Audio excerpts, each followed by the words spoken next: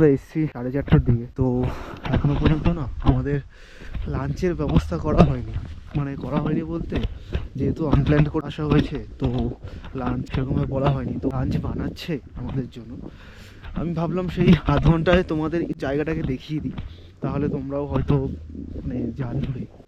এখান থেকে বেসিক্যালি তোমরা যদি দেখো, দাঁড়াও একটুখানি যাচ্ছি আমি, সন্ধ্যা হয়ে আসছে, প্রায় 5টা বাজতে চললো, আর চারিদিকে অন্ধকার হয়ে যাচ্ছে। এখানে ছোট্ট একটা বসার জায়গা রয়েছে, আমি যাচ্ছি।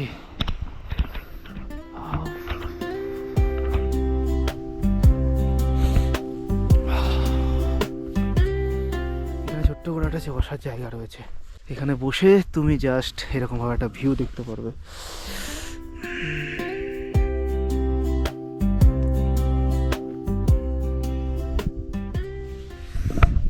কি মনে হচ্ছে ঘুরতে আসতে হবে তো নাকি?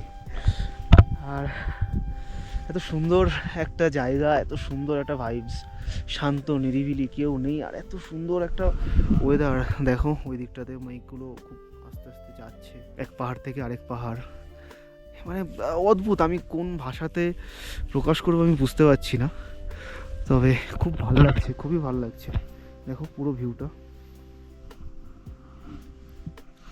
এখান থেকে, দেখো কিছুটা রাস্তা দেখা যাচ্ছে, দেখতে পাচ্ছ মেবি। তো এই হচ্ছে গিয়ে পুরো নাজারা। ওদিকে আমাদের হোমস্টে রয়েছে,